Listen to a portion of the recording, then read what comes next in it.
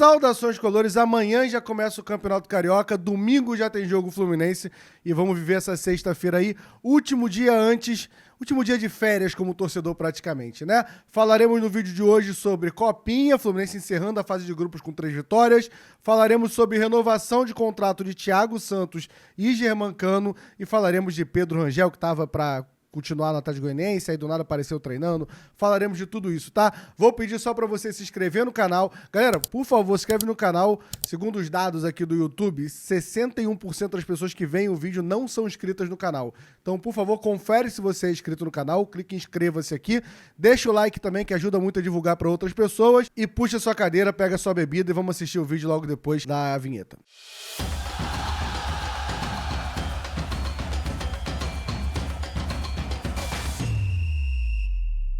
Começando falando da Copinha, o Fluminense encerrou a fase de grupos com 3 vitórias. Fazia tempo que o Fluminense não fazia uma fase de grupos tão tranquila. Talvez o fato de eu não ir, né? Talvez eu seja o pé frio, porque nas últimas eu fui, é sempre um sufoco para classificar. Mas o Fluminense passou da fase de grupos com 9 pontos na primeira colocação e enfrenta o CRB na próxima fase. Não tem data ainda confirmado, né? Tô esperando todos os jogos ali para confirmar as datas, mas provavelmente esse jogo deve ser domingo ou segunda-feira, acredito eu, né? Falando um pouco da partida, o Fluminense poupou praticamente todo o time para dar rodagem para os jogadores todos que viajaram para a Copinha. De titulares, começou como titular apenas o goleiro Kevin Vinícius, o camisa 10, o Natan, e o Fabinho, o volante, que foi o capitão. Logo no começo da partida, uma falta um pouco da entrada da área mais para a esquerda, o nosso lateral esquerdo Wagner bateu por fora da barreira rasteira e o goleiro aceitou um gol de falta ali com uma falha do goleiro, 1-0 Fluminense. O Fluminense dominou, apesar do time reserva, dominou boa parte da partida, porém no segundo tempo parecia que ia se complicar um pouco mais, mas assim, nada que tomou um sufoco também da Linense. Só uma observação, eu acho que é da Linense, tá? Mas é porque durante a transmissão do jogo falou o tempo inteiro do Linense, tá me dando agonia. Não sei se é da Linense ou do Linense. Mas em nenhum momento tomou sufoco da Linense. E no final do jogo começou a entrar alguns titulares. E aí entrou o João Lourenço, que já tem mais experiência um pouco, fez uma jogadaça pela ponta esquerda. E é quando... Jogada de videogame, né? Ele vem até a linha de fundo e ia rolar pra trás pro Enzo empurrar a bola pra dentro. Mas aí o zagueiro da Linense corta a bola e faz o gol contra. 2-0 Fluminense. Vamos ver se o time avança na próxima fase. Lembrando que muitos jogadores que estão relacionados para a Copinha estão jogando essa primeira fase de Carioca, esse começo, esse time do Marcão, reforçando esse time. E o fato curioso é que o Mano Menezes pediu para o Gustavo Sintra, zagueiro, se apresentar para reforçar esse time. Ele nem estava relacionado para o jogo de hoje, zagueiro, capitão. Aí me deixa com pulga atrás da orelha, porque assim, de zagueiros relacionados, além de Manuel e Ignácio, a gente tinha Felipe Andrade, aí Davi Schindt, Rodrigo, Caio Amaral e Breno. O Caio Amaral e o Felipe Andrade um pouco mais de experiência, né? O Caio Amaral, o Diniz relacionou para alguns jogos, para se você estiver confundindo, às vezes saía como Caio Leão ali na relação. Mas tem o Felipe Andrade também. Aí a minha dúvida é se o Mano Menezes não confia no Felipe Andrade, que é o Gustavo Sintra, para reforçar essa zaga, ou talvez até pela falta de volantes ali, né? Porque se a gente for pensar como volante, a gente tem praticamente o Wallace Davi e o Vitor Hugo. Então talvez o Felipe Andrade possa fazer a volância, que foi como ele jogou com o Marcão na temporada passada, mas, dependente disso, o Gustavo Sintra reforçou esse time aí, que vai começar o Campeonato Carioca no domingo agora. Agora vamos pro assunto mais importante desse vídeo, que é a renovação de contrato de Thiago Santos e Germancano. Vamos falar sobre renovação de contrato, e aí eu acho que a gente tem que falar jogador a jogador, porque não dá para você ter o mesmo discurso para todos os jogadores sobre renovação de contrato. Vamos começar com o Thiago Santos, saiu no bid a extensão de contrato dele de final de 2025 até final de 2026. Vamos lá. Thiago Santos, pra mim, um dos 5 melhores jogadores da temporada passada, porém, jogando em uma posição onde ele não estava acostumado e ele se achou ali, mais uma vez, mérito do Diniz, em colocar ele na zaga, e realmente ele se encontrou e jogou sim muito bem.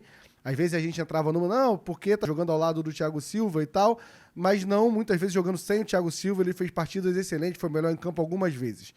Uma ótima temporada e um cara, pra mim, importante em 2025. Eu começaria com o Thiago Silva e o Thiago Santos na zaga como titulares e acho que o Ignácio e Freitas têm potencial para brigar com o Thiago Santos. Dito isso, a gente está falando de um zagueiro de 35 anos, que vai fazer 36 anos nessa temporada, que tinha vínculo até dezembro. Não é algo que eu acho um absurdo, tá? Porque eu acho que dá pra você usar o Thiago Santos vai ser muito útil nessa temporada e na próxima temporada ele pode virar um Manuel, esse quinto zagueiro, e não vejo tanto problema nisso. Mas não vejo a necessidade dessa renovação agora. Eu acho que no meio do ano o Thiago Santos pode ter até algum mercado, mas eu acho que nada que vai seduzir, não vai ter um time que vai estar competindo mais do que o Fluminense ou com um salário muito grande que vá crescer o olho pro Thiago falar, cara, acho que eu tenho que sair do Fluminense. Se ele faz um primeiro semestre muito bom, aí eu acho que tem esse debate. E assim, e se a gente perder um Thiago Santos, a gente vai perder um Thiago Santos para a temporada 26. Então a gente vai perder um Thiago Santos com 37 anos. E o Thiago Santos não é um Thiago Silva, que assim, não dá para perder ele com 37 anos. Mais uma vez, meu palpite é que ele seria útil na temporada 26 como um quinto zagueiro ali, esse zagueiro que entra mais num sufoco, ou em caso de suspensão, jogador lesionado, e aí ele entra para compor esse elenco. Então não acho que tinha necessidade agora, não acho nenhum absurdo assim, mas para mim é uma renovação antecipada, mas é como essa diretoria trabalha no Fluminense, sempre renovando ali. Quando tem interesse de ficar com o jogador, acaba renovando no começo da temporada, não espera chegar até o meio do ano para não ter risco de perder o jogador. Mas, mais uma vez, era um risco para mim que valeria a pena. Apesar de deixar bem claro que eu acho o Thiago Santos um bom jogador e foi um dos 5 melhores jogadores da temporada passada, na minha opinião. Agora vamos lá falar sobre Germancano, que para mim é uma outra prateleira e precisa de uma outra análise. Vamos falar de Germancano. Um dos maiores ídolos da história do Fluminense, para muitos, o maior ídolo da história do Fluminense, e respeito a sua opinião. Um cara que em 2 temporadas, e eu não estou falando lá atrás, estou falando de 2 temporadas agora, estou falando de 22 e 23, a gente está começando 25. O cara fez mais de 40 gols nas 2 temporadas, fez 40 e 44. O último jogador a ter feito 2 temporadas seguidas mais de 40 gols aqui no Brasil foi o Romário. Então, o nível de centroavante que a gente está falando. E gols, assim, vamos lembrar que ele não é um cara que bate pênalti, que não tem demérito nenhum bater pênalti. Mas gols com a bola rolando, participando, aquele jeito dele chutar de qualquer lugar e botar a bola lá dentro. Gols decisivos. Fez gol em final, fez... Assim, às vezes a gente fala, eu falei isso no giro do Jornada, e você até um pouco repetitivo para quem não assistiu. A gente às vezes fala muito nessa saída do John Kennedy, do gol da Libertadores do John Kennedy, mas a gente esquece que Germancano fez 13 gols naquela Libertadores. Essa Libertadores passa pelo pé de muita gente, passa pela mão do Fábio, passa pelo comando do Diniz, passa pela gestão, passa por muita gente, passa pela torcida. Mas se eu for personificar essa Libertadores, para mim ela tá no pé do Cano. A gente esquece que, muitas vezes, que o Cano fez gol na final contra o Boca. 1-0 é gol dele. O Cano fez 13 gols nessa Libertadores. O Cano fez gol em final em Fla-Flu. O Cano faz aquele gol do meio de campo que é um absurdo contra o Vasco, por todo o enredo. Só quem tava ali no estádio, ou então, sei lá, nem precisa estar no estádio, né? Todo mundo comemorou aquele gol de uma forma diferenciada. O Cano é um monstro no Fluminense. Esse tipo de jogador você tem que levar de uma forma diferente. Eu acho que o Cano fez 2 temporadas absurdas e a última temporada ele sofreu muito. Mas é um cara muito importante pra gente. Eu não quero ver o Cano com outra camisa. Vai me machucar ver o Germancano jogar com uma camisa do Santos pra encerrar a carreira, com uma camisa do São Paulo, com uma camisa do Curitiba, sei lá da onde. Vai me incomodar. Eu quero que a última imagem do Cano como jogador seja como jogador do Fluminense. Eu não quero que meu filho veja o Germancano usando outra camisa. É importante, não é importante pro Cano. Isso que eu tô falando é importante pra gente, pra torcida do Fluminense, o Cano acabar a carreira aqui. Tá aqui ele, né? Nem lembrava disso. O cara do meu cenário é o Germancano. Tá eu e meu filho aqui na final... Errei aqui, né? Na final da Libertadores, que ele fez gol, e ele levantando a taça aqui. Às vezes não dá pra você avaliar... Primeiro que avaliar campo e bola, eu acho que vale a temporada 25, é um grande teste pro Germancano. Eu acho que a gente precisa ver o que ele vai desempenhar esse ano. Talvez ele consiga desempenhar acima do que a gente está esperando, apesar que tem muito torcedor com expectativa e a gente quer ver o Cano fazer um bom futebol. Mas independente disso, se você parar para analisar, o Fred em 2022, ele não, dentro do bola em campo, ele não tinha mais futebol talvez para renovar com o Fluminense.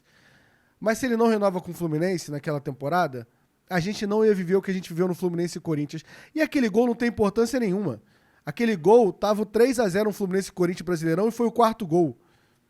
Mas todo torcedor do Fluminense sabe a importância daquele gol. Aquele foi um dos gols mais comemorados por todos os torcedores dessa geração.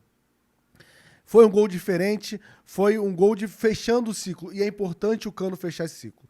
Claro que eu falo isso sabendo que existem limites. Não dá pro Cano virar e falar, então eu vou ficar mais 5, 6 anos jogando no Fluminense. Porque eu acho que ele não tem físico pra isso. Mas eu acho que o Germancano pode assinar até 2026. Cabe mais 2 temporadas do Cano. Mesmo que dê tudo errado. Pô, a gente vê aí, a gente pagando salários altíssimos para jogadores que nem entraram em campo, como o Terãs. E eu vou me incomodar com o Germancano. É importante pra mim, mais uma vez, o Germancano precisa encerrar a carreira no Fluminense. O Germancano, o que ele fez. E assim, e mais uma vez, a idolatria não tá pelo aqueles 80 gols que ele fez. Eu vou falar isso aqui no canal Gol de Barriga, já falei nos outros canais que eu participo, né, do Jornada, no canal 20, e vou repetir quantas vezes for preciso. A internet entrou numa de que você... eu sou torcedor do Fluminense, eu não sou torcedor do Germancano, eu não tenho ídolos. Isso é vazio demais, o futebol faz parte de você ter ídolo. Você comemorar um gol do Germancano é diferente. Pô, quem tava no Maracanã, ou então onde você tava com a sua família, com seu pai, onde você tava na hora que o Cano fez o gol contra o Atlético Paranaense esse ano, é uma felicidade totalmente diferente. Você fica perdido, você vira uma criança de 13, 14 anos. Você fica igual um maluco comemorando o gol dele. E isso faz parte do futebol. O Germancano saindo contra o Palmeiras, a torcida cantando o nome dele, o jeito que ele tava, sentindo por não estar podendo corresponder em campo. Então, pra mim, é um grande ídolo da história do Fluminense, um dos maiores, está na primeira prateleira. E pra mim, assim, acerto da diretoria em renovar com o Germancano. Então essa é a minha opinião. E deixa aqui seu comentário sobre a sua opinião sobre a renovação de Germancano e das outras renovações. E só pra fechar, né? Jogadores que a gente ainda tem 1 ano de contrato e não renovou ali, né? Keno, Samuel Xavier, Ganso e Lima. Se eu fosse responder agora, eu renovaria com Paulo Henrique Ganso e com Lima. Cara, o Lima tem muito mercado. O Lima tem 28 anos, um jogador muito...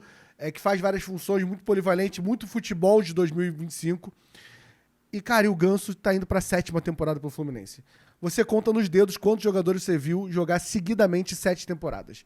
19, 20, 21, 22, 23, 24, 25. Então, é um cara muito grande também na história do Fluminense. Então, pra mim, eu renovaria com Ganso e com Lima e não renovaria hoje com Samuel Xavier e com Keno. Filho, mas se o Keno e o Samuel Xavier fizerem uma puta temporada, você renova mais pra frente. Hoje não tem essa necessidade. Vamos pro último assunto rapidinho aqui. Mas não esquece, cara, primeiro deixa o like aí, por favor, que ajuda muito. Se inscreve no canal. Mas deixa aqui o comentário que eu quero ler os comentários sobre renovação de contrato desses jogadores, principalmente o Germancano. Só pra fechar o vídeo, vamos falar de Pedro Rangel, nosso goleiro que estava jogando pelo Atlético Goianiense. Atlético Goianiense que postou a renovação do empréstimo dele lá no Dragão. E hoje ele apareceu no CT do Fluminense para treinar. Segundo o presidente do Atlético, ele tinha negociado com o Mário Bittencourt diretamente, o Adson Batista, presidente do Atlético Goianiense, e ele classificou a atitude como um desrespeito total. O jogador treinou normalmente com o Fluminense hoje e está ouvindo outras propostas para definir seu 2025. Confesso que é uma situação muito complicada, é só uma informação, a apuração feita pelo Rafael Siqueira, do grupo Jornada KTO 1902, no nosso grupo, né? E assim, um jogador que não tem mais espaço no Fluminense, um jogador que me deixava mais inseguro, que hoje eu tô com o Vitor Eudes, e que pra mim o Pitaluga tá na frente. Então hoje ele brigaria com o Gustavo Ramalho pra 4ª vaga de goleiro, né? Então assim, confesso que vamos ver qual proposta vai aparecer ali pra ele, mas no Fluminense não tem espaço ali pro Pedro Rangel. Então esse foi o vídeo agora de manhã, espero que você tenha um bom dia, espero vocês meio-dia no Cafil, então ativa as notificações e cola com a gente lá meio-dia. Vou dar um spoiler, tá? Meio-dia tem novidades no Café, uma novidade que eu espero que vocês gostem muito. Meio-dia, uma live de segunda a sexta aqui. Ou se acontecer mais alguma coisa, você vai ver mais um vídeo aqui no canal Gol de Barriga, tá bom? Obrigado, se inscreve no canal e compartilha aí nas redes sociais que tá acompanhando aqui o canal Gol de Barriga. Obrigado, tamo junto, saudações de colores.